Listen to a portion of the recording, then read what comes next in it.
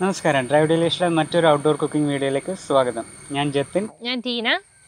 അമ്മച്ചിയുടെ മറ്റൊരു സൂപ്പർ ഐറ്റവുമായിട്ടാണ് ഞങ്ങൾ ഈ ആഴ്ച എത്തിയിരിക്കുന്നത്. നമുക്കെല്ലാവർക്കും കപ്പയും ബീഫും ഇഷ്ടമാണ്. ഇന്ന് ഞങ്ങൾ കപ്പയുടെയും ബീഫിൻ്റെയും തികച്ചും വ്യത്യസ്തമായിട്ടുള്ള ഒരു അടിപൊളി ഈവനിങ് സ്നാക്കുമായിട്ടാണ് എത്തിയിരിക്കുന്നത്. ഇന്നത്തെ സ്നാക്കിൻ്റെ പേര് ടപ്പിയോക്ക ഡിലൈറ്റ്. ഈ പേര് നൽകിയതും അമ്മച്ചി തന്നെയാണ്. അപ്പോൾ ഇന്നത്തെ എപ്പിസോഡും അമ്മച്ചിക്കായിട്ട് തന്നെ ഞങ്ങൾ ഡെഡിക്കേറ്റ് ചെയ്തിരിക്കുന്നു. അപ്പോൾ നമുക്ക് ടപ്പിയോക്ക ഡിലൈറ്റ് ഉണ്ടാക്കാൻ പോവാം.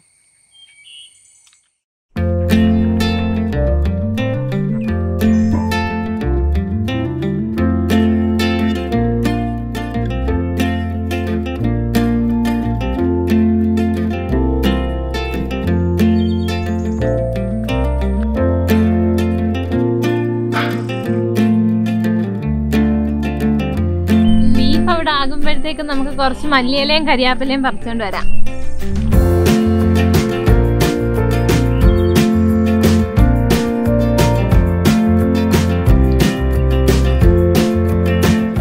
കണ്ടോ, കറിവേപ്പിന് ഹൈറ്റ് കൂടിയപ്പം പപ്പ അവിടെ നിന്ന് വെച്ച് വെട്ടി ചായച്ച് വിട്ടതാണിത്.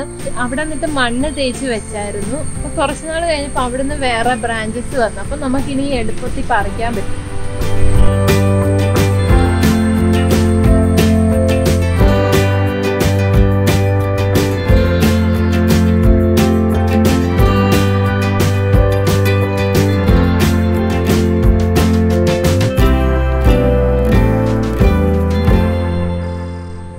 ഇതിലേക്കൂടെ പോകുമ്പോ എനിക്ക് റംബുട്ടാൻ കഴിക്കാതെ ഇരിക്കാൻ പറ്റത്തില്ല. അങ്ങനെ നമ്മുടെ മല്ലി ഫ്ലവർ ചെയ്ത് തുടങ്ങിയിട്ടുണ്ട്, കണ്ടോ?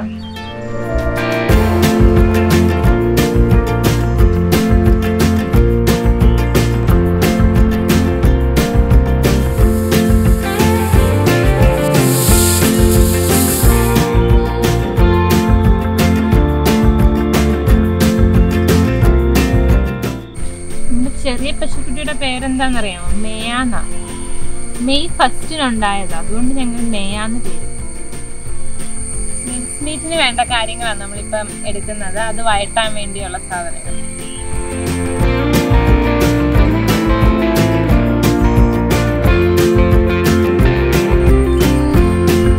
നമ്മൾ സവാളയൊക്കെ പൊളിക്കുമ്പോൾ ഇങ്ങനെ ബ്ലാക്ക് കളർ പൗഡർ കാണത്തില്ലേ? അങ്ങനെ ഉണ്ടെങ്കിൽ ആ ലെയർ അങ്ങ് എടുത്ത് കളഞ്ഞിട്ടേ നമ്മൾ സവാള ഉപയോഗിക്കാവുള്ളൂ. അതെന്ന് പറയുന്നത് ഒരു ഫംഗസാണ്. അത് നമുക്ക് അത്ര ഹെൽത്തി അല്ല. അത് നമ്മുടെ ഉള്ളിൽ പോകുന്നത്.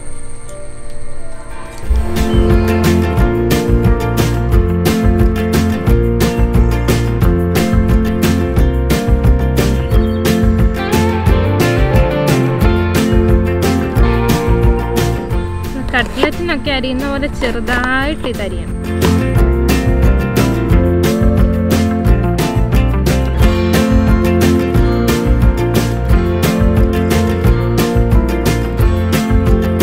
മല്ലിയിലയും കരിയാപ്പിലയും നമുക്ക് ചെറിയതായിട്ട് അരിയണം, കുഞ്ഞു കുഞ്ഞായിട്ട് അരിയണം. അത് രണ്ടും അരിയണം.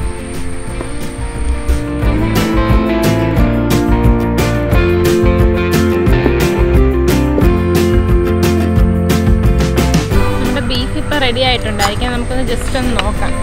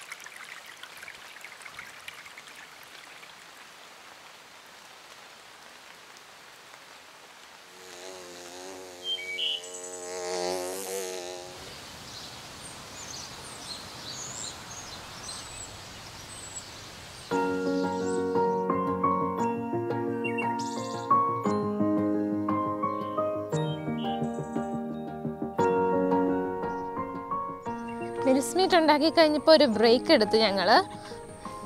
മഴ തുടങ്ങിയായിരുന്നു, അത് കഴിഞ്ഞിട്ട് ഇപ്പോൾ വീണ്ടും വെയിലായിട്ടുണ്ട്. ബ്രേക്ക് എന്ന് വിളിക്കാമല്ലേ, സത്യത്തിൽ ഓടി രക്ഷപ്പെടുമായിരുന്നു, ക്യാമറയും മറ്റു സാധനങ്ങളും ഒക്കെ ആയിട്ട്. നല്ല മഴയായിരുന്നു. പിന്നെ കുറച്ച് കഴിഞ്ഞപ്പോൾ ഇപ്പോൾ വീണ്ടും വെയിൽ വന്നിട്ടുണ്ട്. ഇനി അടുത്ത പരിപാടിയിലേക്ക് കയറാൻ പോവാം നമ്മളിപ്പം. അന്നേരമാണ് നമ്മുടെ വെള്ളരി എല്ലാം വിളഞ്ഞ് നിൽക്കുന്നത് കണ്ടത്. അപ്പം ഞാൻ വിചാരിച്ചത് നിങ്ങളെയും കൂടെ കാണിക്കാം. ഇത് ഞാൻ നട്ടത് തന്നെയാണ് കേട്ടോ. നട്ടതെന്ന് പറഞ്ഞാൽ പപ്പയാണെങ്കിൽ പച്ചക്കറി വാങ്ങാൻ പോയപ്പം അവിടെ കുറച്ച് അഴുക്കായ വെള്ളരി ഇരിക്കുന്ന കണ്ടു.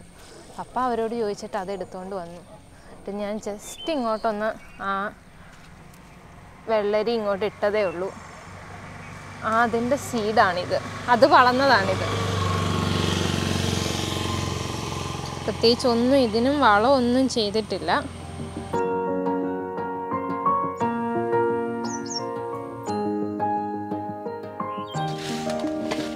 കണ്ടോ നമ്മുടെ മത്തൻ.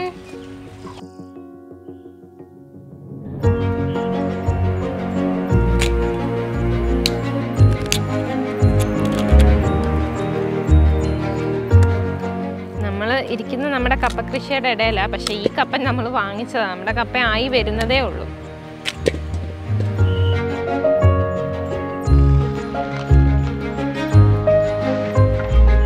അപ്പം നമുക്കിനി ഈ കപ്പയൊന്ന് പുഴുങ്ങിയെടുക്കാം. ഇച്ചിരി ഉപ്പിട്ട്.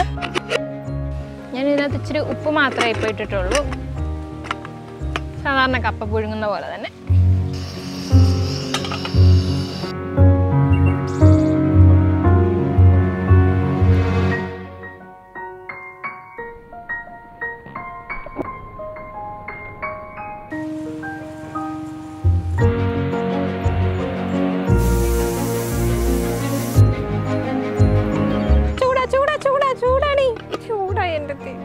മേ കപ്പയുടെ മണം പിടിച്ച് വന്ന പൊക്കോ പൊക്കോ പൊക്കോ പൊക്കോ.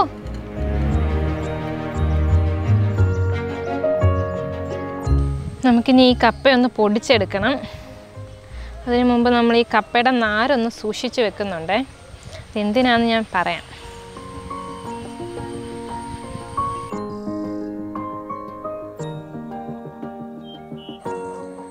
നന്നായിട്ട് പൊടിയണം. നമ്മൾ ബ്രെഡ് റോളൊക്കെ ഉണ്ടാക്കുമ്പോൾ നമ്മൾ റോൾ ചെയ്യത്തില്ല, അതുപോലെ റോൾ ചെയ്യാൻ വേണ്ടിയാണ്. അപ്പോൾ ഇത് നന്നായിട്ട് പൊടിയണം. ആദ്യം നമ്മൾ ഈ നാരൊന്ന് കട്ട് ചെയ്യുകയാണ്, ഏകദേശം ഇത്രയും വലുപ്പത്തിൽ.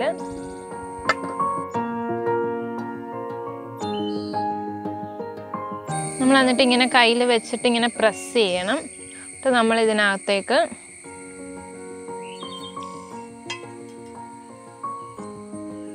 നമ്മൾ എടുത്ത് വെച്ച മിൽസ് മീറ്റ് വെക്കും.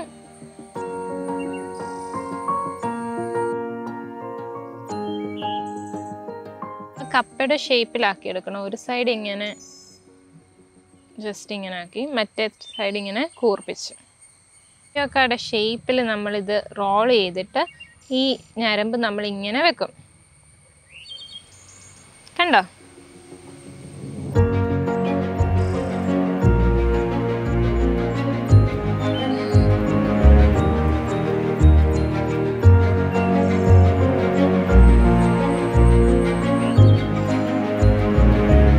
നമ്മൾ ടപ്പിയോക്ക ഡിലൈറ്റ് ടപ്പിയോക്കയുടെ ഷേപ്പിലൊക്കെ നമ്മൾ ആക്കി എടുത്തിട്ടുണ്ട്. നമ്മൾ ബ്രെഡ് റോൾ ഉണ്ടാക്കുമ്പോൾ നമ്മൾ ശരിക്കും ബീഫും പൊട്ടറ്റോയും കൂടെ അല്ലേ ഉള്ളിൽ വെച്ച് നമ്മൾ ഫില്ല് ചെയ്യുന്നത്. ഇത് പുറത്ത് ടപ്പിയോക്ക മാത്രവും അകത്ത് ബീഫും മാത്രമാണ്. അതുകൊണ്ടാണ് ഇത് ഇത്ര ടേസ്റ്റി ആയിട്ട് വരുന്നത്. ഇനി നമുക്കിത് മുട്ടയിലും ബ്രെഡ് ക്രംസിലും മുക്കി വറക്കണം. ആദ്യം നമുക്ക് ഒരു മുട്ട എടുക്കാം, തികഞ്ഞില്ലെങ്കിൽ നമുക്ക് ഒന്നുകൂടി എടുക്കാം.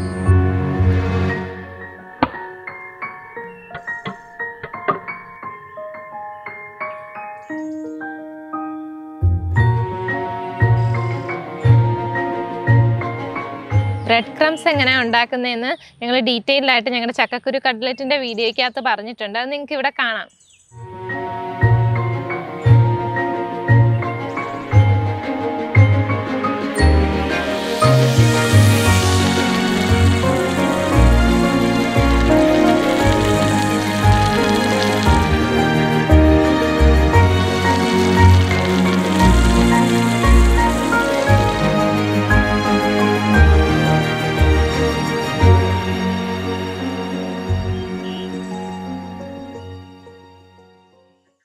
നമ്മുടെ ടപ്പിയോക്ക ഡിലൈറ്റ് റെഡി ആയിട്ടുണ്ട്. കഴിച്ചു നോക്കാം അല്ലേ? വാ എടുത്തു.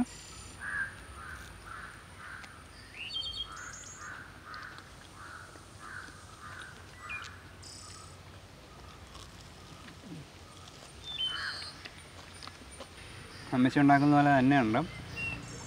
പുറമൊക്കെ നല്ല മൊരിഞ്ഞ് കപ്പയും ബീഫും കൂടെ ആയതുകൊണ്ട് ഒരു രക്ഷയില്ല. ബ്രെഡ് റോളൊക്കെ ഇഷ്ടമുള്ളവരാണെങ്കിൽ ഇത് കഴിച്ചാൽ ഉറപ്പായിട്ട് ഇഷ്ടപ്പെടും. ഇത് വേറെ ലെവലാണ്.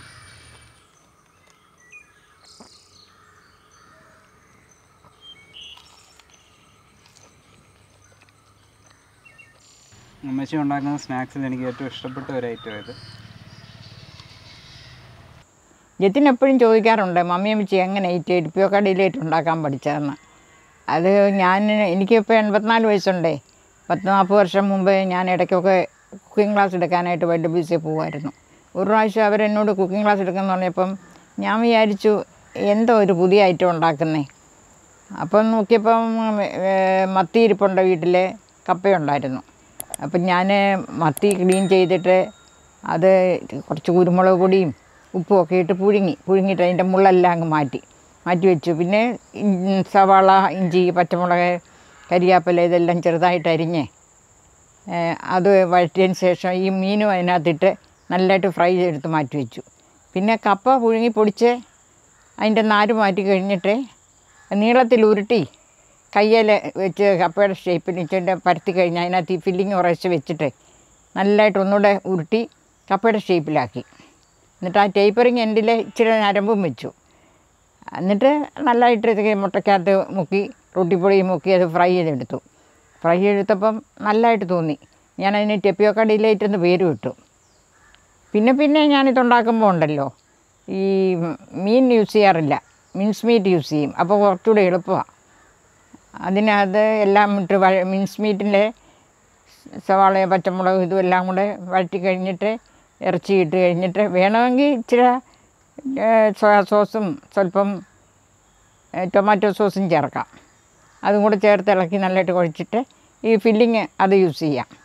എന്നിട്ട് കപ്പ മറ്റേതുണ്ടാക്കിയ പോലെ തന്നെ കപ്പയുടെ ഷേപ്പിൽ ഇത് ഉണ്ടാക്കി ഫ്രൈ ചെയ്തെടുക്കാം.